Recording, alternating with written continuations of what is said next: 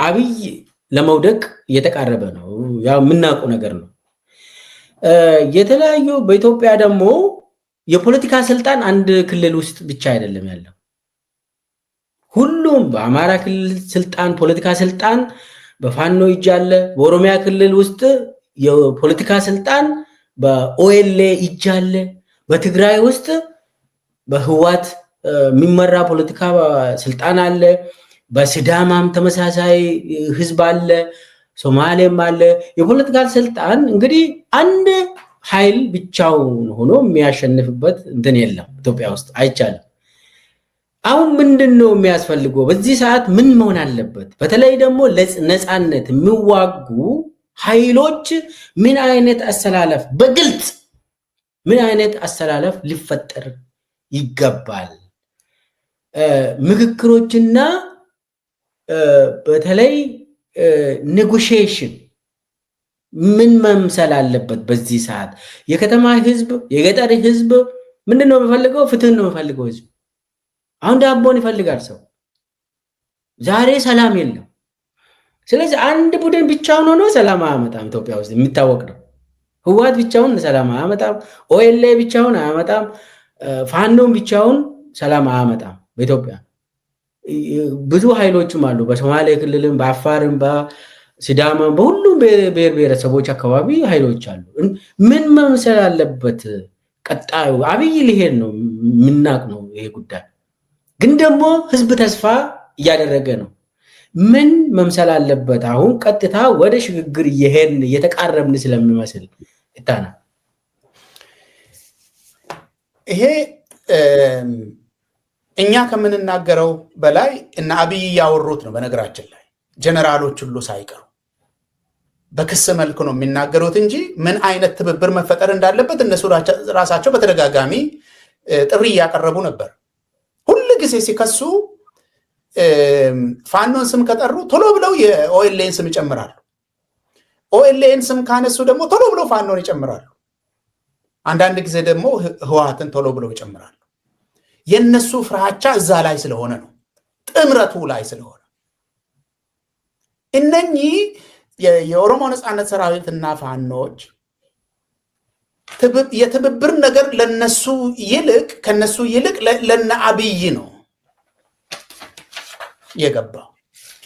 የነኚህ ትብብር ቢያመጡ እኮ እነሱ እኮ ስኬታቸው እኮ ወይኔ እዚህ እኮ ደርሶ የሚቆም አይደለም የሚል እኮ ነው። አሁን አንድ ጊዜ ጀነራል ማን ነው ይሄ ማን በቀለ ነው የሪፐብሊካን ጋርድ አዛዥ የነበረው ብርሃኑ በቀለ። ያኛውም ጽንፈኛ ይሄኛውም ጽንፈኛ ይላል፣ ያኛውም እንደዚህ ይሄኛው አገር አፍራሽ ይላል። አሁን ክሱ ኔጌቲቭ ይሁን እንጂ የነኚህ ሰዎች ትብብር ነው ያስቸገረን እኮ ነው የሚለው። ያልተፈጠረን ነገር ማለት ነው፣ በተጨባጭ ያልመጣን ነገር እና ለነሱ ይበልጥ ገብቷቸዋል ማለት ነው የሚያስፈልገው አይነት ትብብር ምን አይነት ትብብር እንደሆነ። እቺ ነገር ብቻ በአጭር ተናግሬ ልተው። እኔ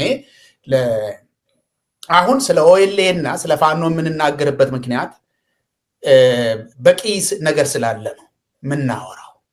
ምንድን ነው የአገሪቷ ፖለቲካ በአብይ ምክንያት ጦርነት የጠማው ሰውዬ ወደ ስልጣን ስለመጣ ሁሉ ጊዜ በጦር ስለሆነ ፖለቲካን ማካሄድ ስለሚፈልግ በሰላማዊ መንገድ ፖለቲካን ማካሄድ የሚፈልጉ ሰዎች ከፖለቲካ ሜዳ ተባረው ሁሉም ነገር ወደ ጠመንጃ ተመልሷል። ስለዚህ ጠመንጃውን የያዘው ፖለቲካውንም ይዞ እየተንቀሳቀሰ፣ ስለዚህ እነኚህ ሰዎች ኦኤልኤም ፋኖም የሚያደርጉት እንቅስቃሴ በፖለቲካ በኩል ከዚህ የበለጠ ስራ እንደሚያስፈልጋቸው እነሱም ህዝቡም የሚያውቁት ይመስለኛል። ካልገባቸው ምናልባት መሪነትን ለማግኘት በዚህ ሰዓት የመሪነትን ሚና ለመጫወት በቂ የመሪነት ሚና ለመጫወት አሁን ከሚሰሩት ስራ እጥፍ ድርቡን መስራት መቻል አለባቸው ባይ ነኝ። ድፍረት ልታመጣ ይገባል ማለት ያልተፈጠረን ነገር ከዚህ በፊት ተፈጥሮ አያቅም፣ እንደዚህ አይነት ነገር ተፈጥሮ እኮ አያቅም ብለህ የምትቀመጥ ከሆነ አዲስ ነገር ለመፍጠር ማሰብም የለብህም ማለት ነው። ያልተፈጠረን ነገር እንዴት እናደርጋለን? የሚደግፉን ሰዎችን እንዴት ይሉናል የምትል ከሆነ መሪነት አይገባህም ማለት ነው። የመሪነት ሚና መጫወት ከፈለጉ እነኚህ ቡድኖች ዛሬ ነገ ሳይሉ በድፍረት የተሞላ በጣም ቦልድ የሆነ ፎርወርድ ሉኪንግ የሆነ ትብብር ፈጥረው ለህዝቡም ተስፋ ማምጣት አለባቸው። ህዝቡ ተስፋ አልታይ ብሎ ተቸግሯል። አሁን እኮ ህወሓትም በግልጽ ወደ ጦርነት ስላልገባ ነው የተቸገረው እንጂ በአስቸኳይ ፓክት መፍጠር አለባቸው።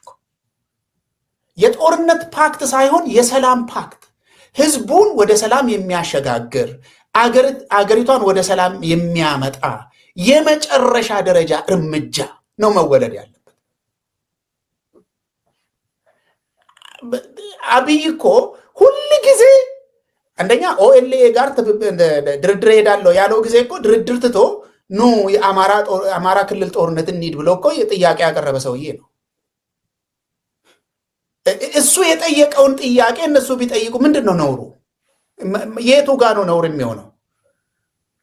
ፋኖ ሁል ጊዜ ትብብር እየተጠየቀ ትግራይ ሲሄድ፣ ትብብር እየጠየቀ ኦሮሚያ ሲሄድ ማለት አብይ ሲጠይቅ ጥሩ ነገር ሆኖ ከሌላው ጋር ሲሆን ነውር የሚሆንበት ምክንያት ምንድን ነው? ስለዚህ የወደቀው ሰውዬ ስለ ሰውየው ማውራት ሳይሆን እነኚህ ቡድኖች ድፍረት ካመጡና ከነሱ አልፎ ለአገሪቷ ህዝቦች ተስፋ የሚያመጣ እርምጃ የሚያመጡ ከሆነ ከዚህ የበለጠ እጥፍ ድርብ ፖለቲካዊ ድጋፍ ያገኛሉ። ስኬታቸውም ቅርብ ነው የሚሆነው።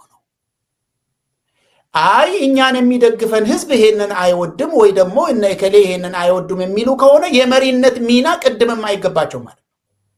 ስለዚህ እኔ ልላቸው የምፈልገው ምንድን ነው፣ መሪነቱን መጫወት ከፈለጋችሁ ይሄ ጊዜ መሪነትን እየጠየቀ ያለበት ጊዜ ይመስለኛል።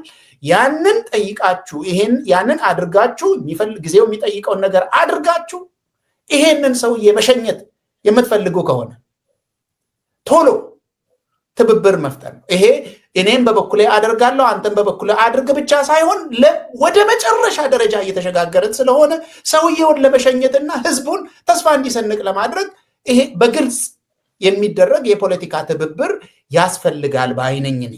ያንን ነገር ማድረግ ለነሱም ለአገሪቷም በጣም ወሳኝ ነገር ስለሆነ ማለት ነው። ይሄ የማይደረግ ነገር ከሆነ ውጤቱ መገመቱ ብዙ አስቸጋሪ አይመስለኝም። እኔ አብይ አሸናፊ ሆኖ አገር ይቆጣጠራል የሚል ከዚህ በኋላ እኔ ሞኝ ነው የሚሆነው። ጦርነት እየገጠመ ግን መኖር ሊኖር ይችላል። ስለዚህ ይሄንን ትብብር የማትፈጥር ከሆነ ሳትወድ የአብይ ተባባሪ ነው የምትሆነው ማለት ነው። ምክንያቱም አብይ ምንድን ነው የሚፈልገው? ለየብቻ እንጌጅ ማድረግ ነው የሚፈልገው። ተራ በተራ እንጌጅ ማድረግ፣ ለየብቻ እንጌጅ ማድረግ። ስለዚህ አንድ ጸሐፊ ምንድን ነው የሚለው ኤርትራን በተመለከተ ኢሳያስ የሀገሪቷ ፕሬዚደንት ብቻ ሳይሆን የተቃዋሚዎች መሪ ነው ጭምር ነው የሚለው። ተቃዋሚዎች ሁል ጊዜ ስለሚጣሉ እሱን ከሚጣሉ ይልቅ እርስ በራሳቸው ነው የሚጣሉት የሚል አሁን እዚህ ጋር የመጣላት ነገር አይደለም እየተናገርን ያለ። የማትተባበር ከሆነ ጊዜው የሚጠይቀውን ነገር የማትሰራ ከሆነ የሰውየውን ስራ ነው የምትሰራው። ደክመ ለፍተ ጠመንጃ ተሸክመ ዜጎችንም አስቸግረ የሰውየውን ስራ ነው የምትሰራው ነው። ይሄ እንዳይሆን በአስቸኳይ ጊዜው የሚጠይቀውን ነገር ለመስራት መንቀሳቀስ ይሻላል ባይነኝ። አመሰግናለሁ። ይሄ እንግዲህ የመጨረሻው ጥያቄ በጣም ሰፊ ስለሆነ አይ ቲንክ ሌላ ጊዜ የምንመለስበት ይሆናል። አንድ ሁለት ነገሮችን ልጨምርና ይህንን ፕሮግራም እንጨርሳለን። አንደኛ የህዝብ ጥያቄ መሰረት ያደረገ ትግል ከሆነ የምናካሄደው ሰላምን ለአንዴና ለመጨረሻ በኢትዮጵያ ሰላምን ለማምጣት ከሆነ፣ ሁለተኛ ዲሞክራሲና ፍትህን ለማረጋገጥ ከሆነ፣ የዳቦ ጥያቄ ከሆነ መነጋገር ግድ ይላል።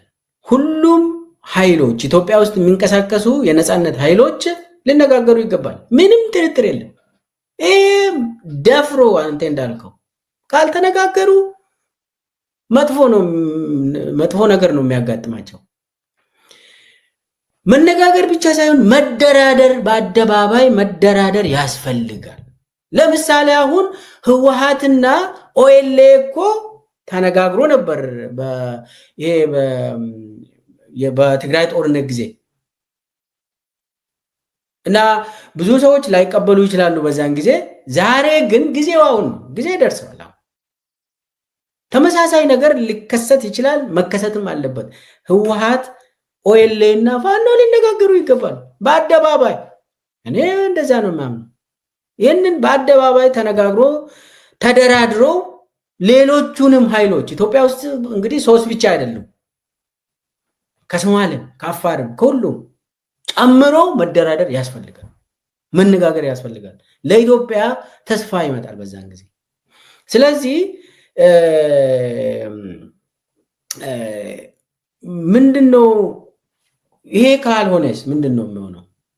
አንተ ያልከው ይሄ ካልሆነ ደግሞ አብይ መውደቁ አይቀርም። ወደንም ጠላንም ህዝቡ ያባራል አብይን። ግን ሳይሄድ በፊት በጣም አደገኛ ነገር ሊከሰት ይችላል። አብይ ሴረኛ ነው። ህዝብ ለህዝብ በጣም አደገኛ ነገር እንዲከሰት ያደርጋል። ህዝብ ለህዝብ እንዲጨፋጨፍ እንደዛ ነገር ያደርጋል። አብይ እኔ ከሞትኩ ሳርዶ አይብቀል ሰው ነው እና እኔ ከሌለውም ኢትዮጵያ ባትኖርስ፣ አማራ ህዝብ የሚባል ባይኖርስ ይላል እኮ እኔ ከሌለው ኦሮሞ ባይኖርስ ብሏል ደግሞ ይሄንን። ስለዚህ ለህዝብ ሲባል፣ ለህዝብ ጥቅም፣ ለህዝብ ሰላም ሲባል ሁሉም ኃይሎች መነጋገር አሁን ነው፣ ጊዜው አሁን ነው። መነጋገር ካልተቻለ የሚመጣው አደገኛ ስለሆነ ለማሸነፍ ብቻ ሳይሆን ህዝብን ሴቭ ለማድረግ ራሱ መነጋገር ጊዜው አሁን ይመስለኛል።